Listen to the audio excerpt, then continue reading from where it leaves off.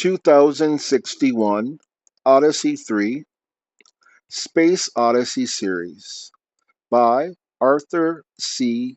Clarke. Part 3 European Roulette.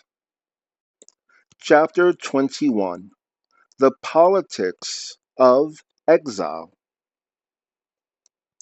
Despite all the gloomier forecasts, the South African Revolution had been comparatively bloodless, as such things go. Television, which had been blamed for many evils, deserved some credit for this. A precedent had been set a generation earlier in the Philippines. When they know that the world is watching, the great majority of men and women tend to behave in a responsible manner. Though there have been shameful exceptions, few massacres occur on camera. Most of the Afrikaners, when they recognized the inevitable, had left the country long before the takeover of power, and, as the new administration bitterly complained, they had not gone empty handed. Billions of rands had been transferred to Swiss and Dutch banks. Toward the end, there had been mysterious flights almost every hour out of Cape Town and Joburg to Zurich and Amsterdam.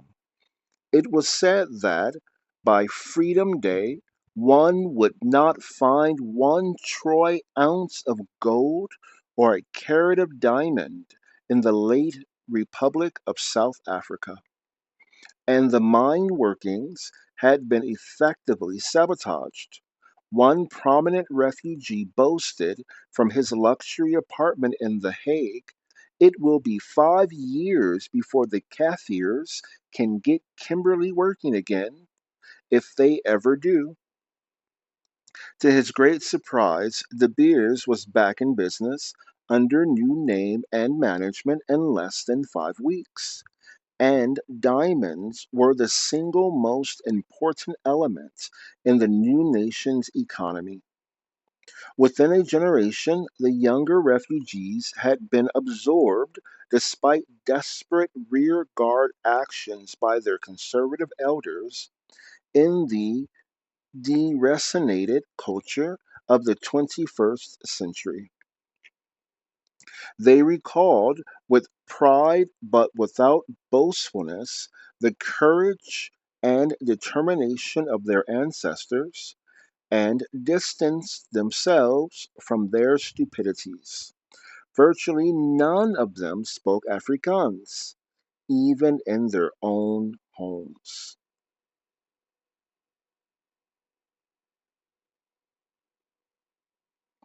Yet, precisely as in the case of the Russian Revolution a century earlier, there were many who dreamed of putting back the clock, or at least of sabotaging the efforts of those who had usurped their power and privilege.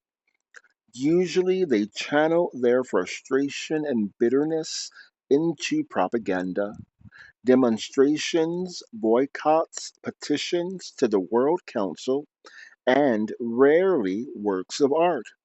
Wilhelm Schmutz, the Wurstekers, was conceded to be a masterpiece of, ironically, English literature, even by those who bitterly disagreed with the author. But there were also groups who believed that political action was useless and that only violence would restore the longed for status quo. Although there could not have been many who really imagined that they could rewrite the pages of history, there were not a few who, if victory was possible, if victory was impossible, would gladly settle for revenge. Between the two extremes of the totally assimilated and the completely intransigent, there was an entire spectrum of political and apolitical parties.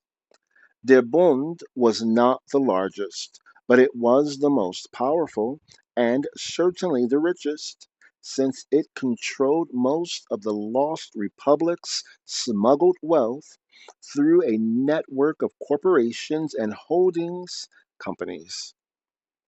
Most of these were now perfectly legal and indeed completely respectable. There was $500 million of Bund money and Song's aerospace duly listed in the annual balance sheet. In 2059, Sir Lawrence was happy to receive another $500 million, which enabled him to accelerate the commissioning of his little fleet. But not even his excellent intelligence traced any connection between the Bund and Song's Aerospace's latest charter mission for Galaxy. In any event, Haley was then approaching Mars, and Sir Lawrence was so busy getting Universe ready to leave on schedule that he paid little attention to the routine operations of his sister ships.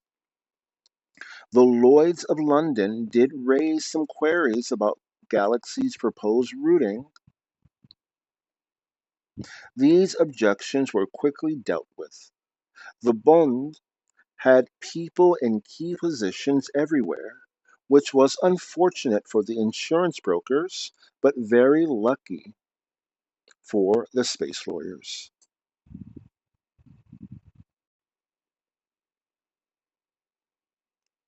Chapter 22, Hazardous Cargo. It is not easy to run a shipping line between destinations that not only change their positions by millions of kilometers every few days, but also swing through a velocity range of tens of kilometers a second. Anything like a regular schedule is out of the question. There are times when one must forget the whole idea and stay in port, or at least in orbit, waiting for the solar system to rearrange itself for the greater convenience of mankind. Fortunately, these periods are known years in advance, so it is possible to make the best use of them for overhauls, retrofits, and planet leave for the crew. And occasionally, by good luck and aggressive salesmanship, one can arrange some local chartering, even if only the equivalent of the old time once around the bay boat ride. Captain Eric Laplace was delighted that the 3 month stayover off Ganymede would not be a complete loss. An anonymous and unexpected grant to the Planetary Science Foundation would finance a reconnaissance of the Jovian. Even now, no one ever called it Luciferian satellite system, paying particular attention to a dozen of the neglected smaller moons. Some of these had never even been properly surveyed, much less visited. As soon as he heard of the mission, Rolf Vandenberg called the Song shipping agent and made some discreet inquiries. Yes, first we'll head in toward Io, then do a flyby of Europa. Only a flyby? How close? Just a moment. Odd.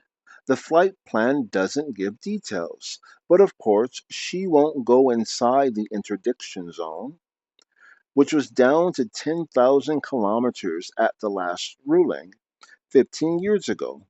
Anyway, I'd like to volunteer as mission planetologist. I'll send across my qualifications. No need to do so, Dr. Vandenberg. They've already asked for you. It is always easy to be wise after the event.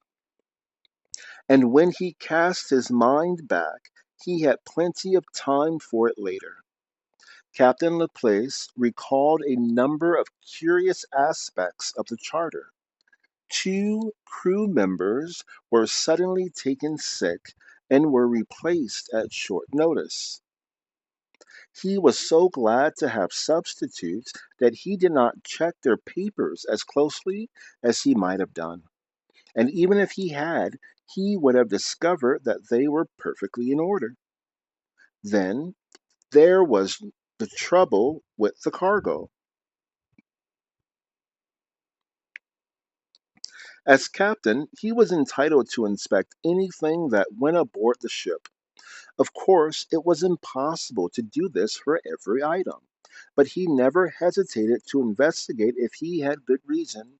Space crews were, on the whole, a highly responsible body of men, but long missions could be boring, and there were tedium relieving chemicals that, though perfectly legal on Earth, should be discouraged off it. When Second Officer Chris Floyd reported his suspicions, the captain assumed that the ship's chromatographic sniffer had detected another cache of high grade opium that his largely Chinese crew occasionally patronized. This time, however, the matter was serious, very serious. Cargo hold 3, item 2/456, Captain. The manifest says scientific apparatus. It contains explosives. What? Definitely, sir. Here's the electrogram. I'll take your word for it, Mr. Floyd. Have you inspected the item? No, sir. It's in a sealed case, half a meter by 1 meter by 5 meters, approximately. One of the largest packages the science team brought aboard. It's labeled fragile. Handle with care. But so is everything, of course. Captain Laplace drummed his fingers thoughtfully on the grained plastic wood of his desk. He hated the pattern and intended to get rid of it on the next refit. Even the slight action started him rising out of his seat, and he automatically anchored himself by wrapping his foot around the pillar of the chair. Though he did not for a moment doubt Floyd's report, his new second officer was very competent, and the captain was pleased that he had never brought up the subject of his famous grandfather. There could be an innocent explanation. The sniffer might have been misled by other chemicals with nervous molecular bondings. They could go down into the hold and force open the package. No, that might be dangerous and could cause legal problems as well. Best to go straight to the top. He'd have to do that anyway, sooner or later. Please bring Dr. Anderson here, and don't mention this to anyone else. Very good, sir. Chris Floyd gave a respectful but quite unnecessary salute and left the room in a smooth, effortless glide. The leader of the science team was not accustomed to zero gravity, and his entrance was quite clumsy. His obvious, genuine indignation did not help, and he had to grab the captain's desk several times in an undignified manner. Explosives?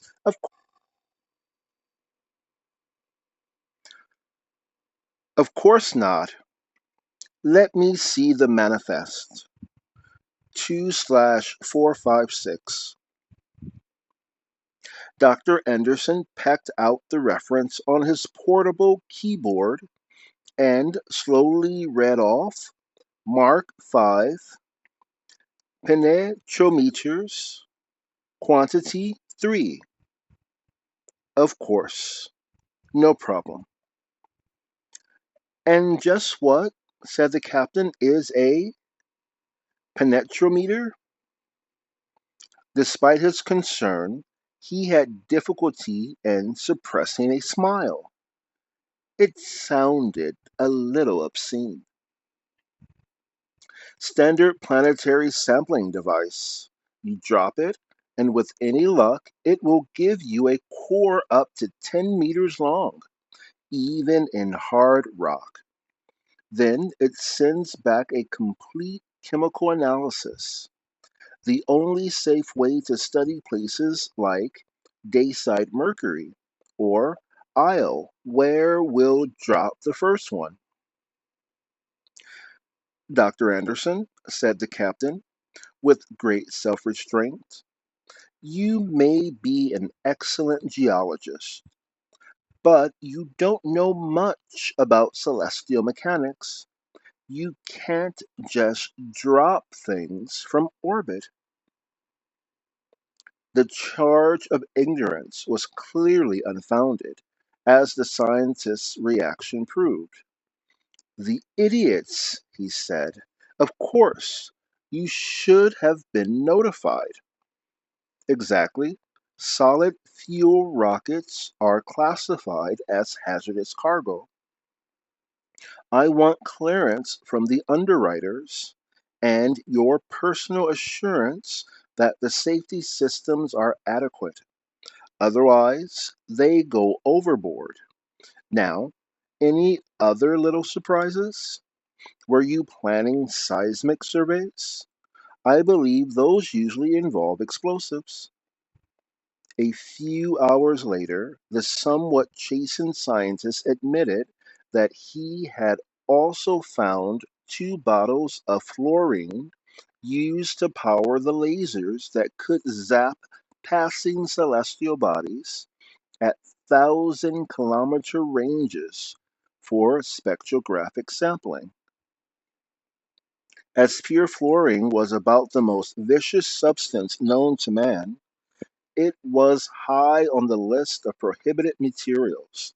But, like the rockets that drove the penetrometers down to their targets, it was essential for the mission.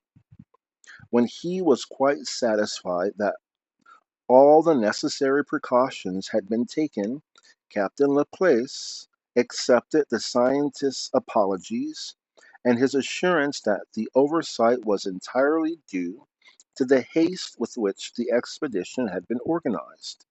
He felt sure that Dr. Anderson was telling the truth, but already he felt that there was something odd about the mission. Just how odd he could never have imagined.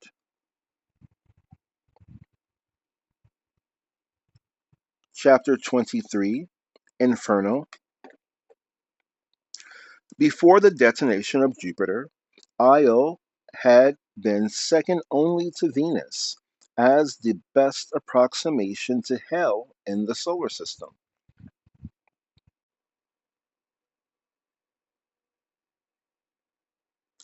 Now that Lucifer had raised its surface temperature another couple of 100 degrees, even Venus could no longer compete.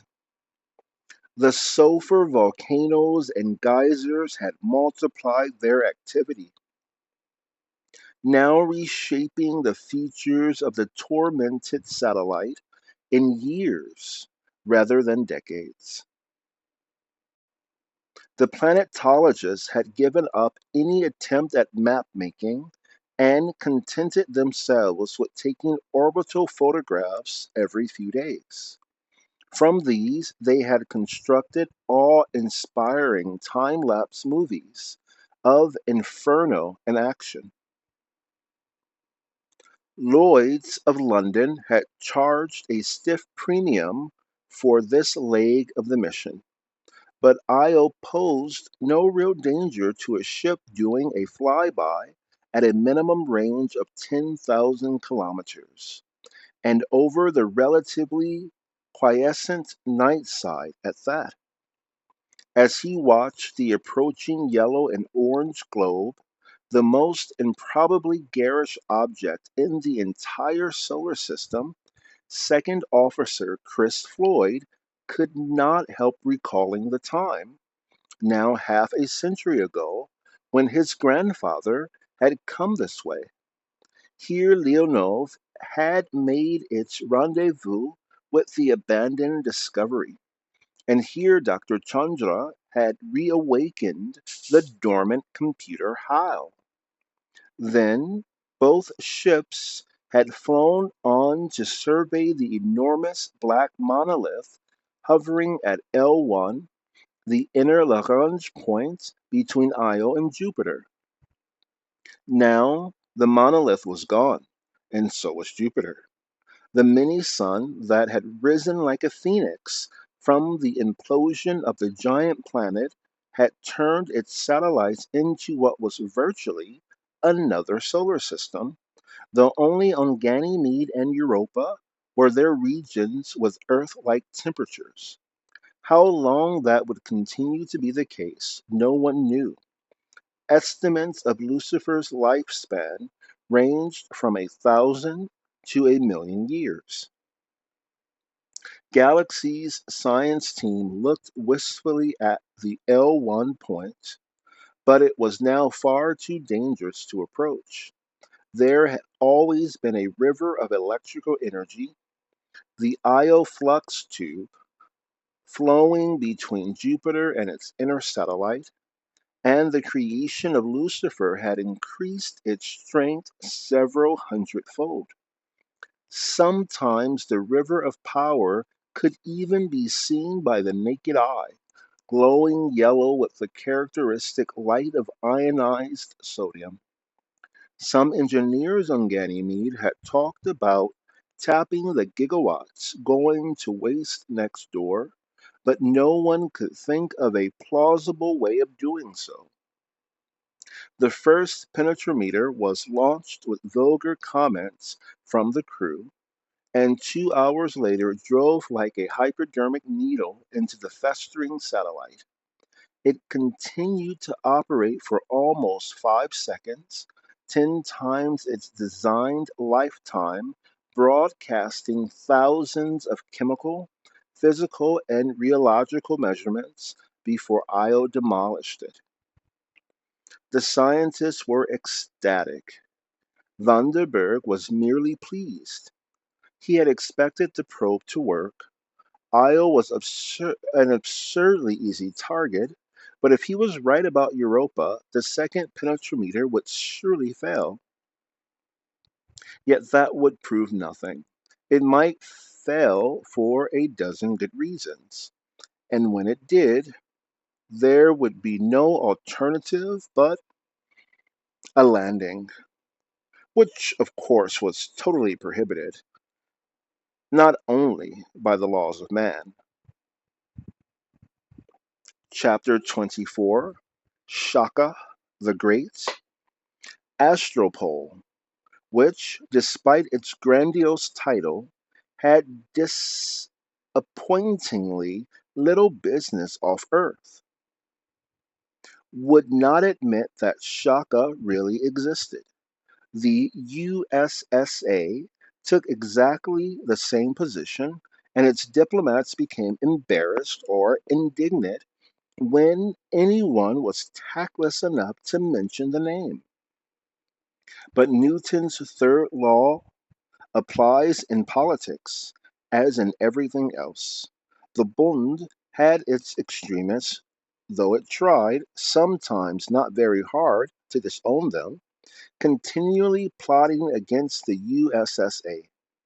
Usually, they confined themselves to attempts at commercial sabotage, but there were occasional explosions, disappearances, and even assassinations.